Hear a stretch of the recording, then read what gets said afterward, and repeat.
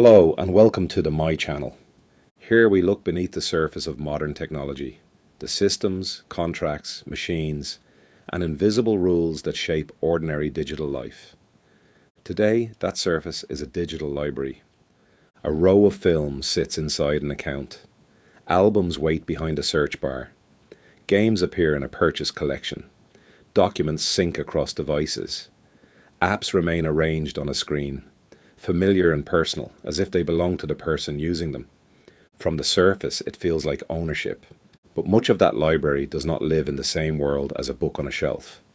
It depends on servers, it depends on accounts, it depends on licenses, payments, regions, policies, app stores, authentication systems, and infrastructure that stays mostly invisible until something stops working.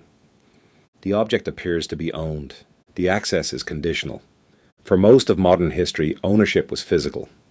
A book could sit on a shelf for decades. A record could be played as long as the player still worked.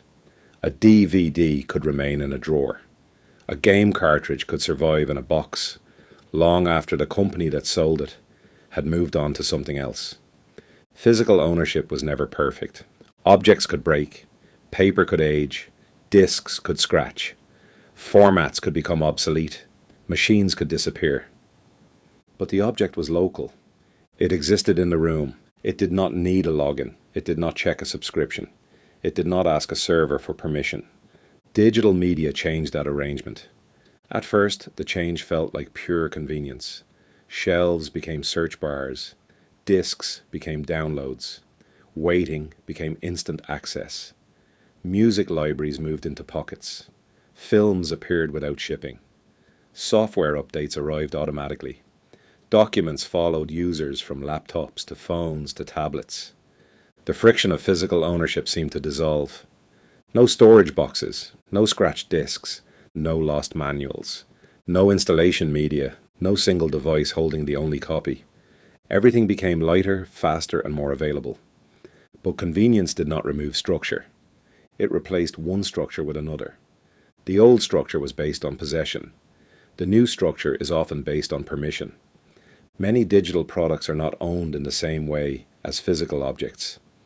They are licensed. A license is a grant of permission to access or use something under certain terms. It can be generous. It can be restrictive. It can last for years. It can depend on a platform continuing to exist. The user may pay once. The user may pay every month. But the product often remains tied to an account, a store, a region, a service, or a set of rules written somewhere outside the user's control. This is not only a legal detail, it is a change in architecture. A film in a streaming library is not a film on a shelf. It is an item in a catalogue, available while the service has rights to offer it, while the account remains active, while the region is supported, and while the platform continues to provide access. A game in a digital library may depend on a launcher, a store account, online authentication, downloadable files, updates, and sometimes remote servers. A software tool may no longer be a program installed once and kept forever. It may be a service running through a subscription with features, storage, collaboration, and licensing managed through the cloud. A cloud document may feel like a file, but it also depends on an identity system, storage infrastructure, and frequent updates. It can reduce piracy. It can bundle many services together. It can keep users inside an ecosystem. It also changes the relationship between user and company. A one-time purchase ends a transaction. A subscription continues it. The company is no longer only selling a finished object. It is operating a system, measuring usage, managing retention, maintaining infrastructure, adjusting pricing, and shaping a long-term dependency. For software companies, this can be powerful. A boxed product had to convince someone to buy a new version. A subscription product can evolve continuously. Features can be added gradually. Security vulnerabilities can be patched quickly. Collaboration tools can work across teams. Data can sync across devices. Expensive tools can become accessible through smaller monthly payments instead of a large upfront cost. For users, the appeal is real. Subscriptions lower the initial barrier. They offer large catalogs for a single price. They remove installation friction. They work across devices. They promise that the latest version is always available. They make storage, updates, backups, and compatibility feel automatic. In daily life, this convenience can become almost invisible. A person opens an app, watches a film, edits a document, streams an album, launches a game, or backs up a phone. The system works, so the dependency remains hidden. Until the dependency becomes visible, a title leaves a streaming catalog. A game is delisted from a store. An online game loses its servers. A software subscription stops working after payment ends. A cloud file becomes inaccessible when an account is locked. An app disappears from a platform. A feature moves behind a paywall. A digital store changes its terms. A region loses access to a service. An account system fails. A device loses support. The point is not that every digital purchase will vanish. The point is more precise. Digital access can depend on conditions that physical possession did not require. A file is not always just a file. A digital product may be a relationship between the user, a platform, a license, a payment system, a server, a rights holder, and a device. That relationship can be stable, but it is still a relationship. This transformation has moved beyond media. Even physical devices have become software dependent.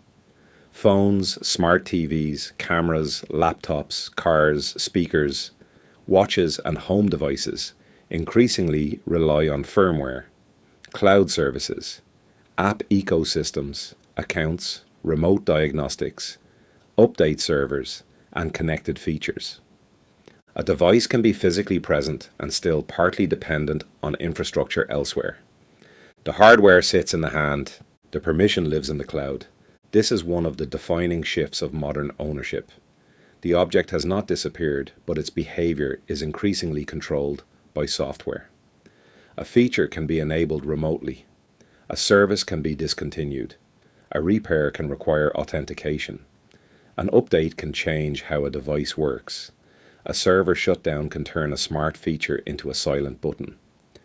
The product is no longer only the object, it is the object plus its network. The cultural consequences are quiet but large. Collections become subscriptions, libraries become catalogs, buying becomes renting, possession becomes permission.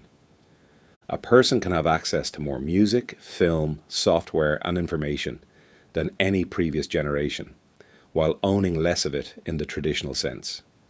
The library looks larger than ever. It is also more dependent than ever. This does not make subscriptions inherently bad. Some subscriptions fund real maintenance. They support security updates, cloud storage, creator payments, customer service, and ongoing development. They can keep software alive long after a boxed version would have become outdated. They can make professional tools available to students, small teams, and independent creators who could not afford a permanent license up front. The problem is not the existence of subscriptions. The problem is confusion. Access can be designed to feel like ownership while remaining fragile. A purchase button, a library tab, or a saved collection can create the emotional sense of possession, even when the terms describe something weaker. The user sees a shelf. The system sees a license. The user sees a collection. The platform sees an account state. The user sees a product. The company sees a service relationship. In older forms of ownership, control was imperfect but visible. A person knew what was on the shelf, what was in the drawer, what was in the box. In modern digital systems, control is distributed across contracts, databases, servers, authentication systems, payment processors, rights agreements, and platform rules. Ownership has not disappeared. It has been rewritten. It is no longer only about having an object. It is about the conditions that allow access to continue. It is about whether a platform remains alive, whether a license remains valid, whether a payment succeeds, whether an account stays in good standing, whether a company keeps supporting the system, and whether the infrastructure underneath remains available. The modern user does not only buy products. The modern user enters systems. This is why the language of digital life can be misleading. A person says they bought a film, bought a game, bought an app, bought storage, bought software. In many cases, what they bought is more specific.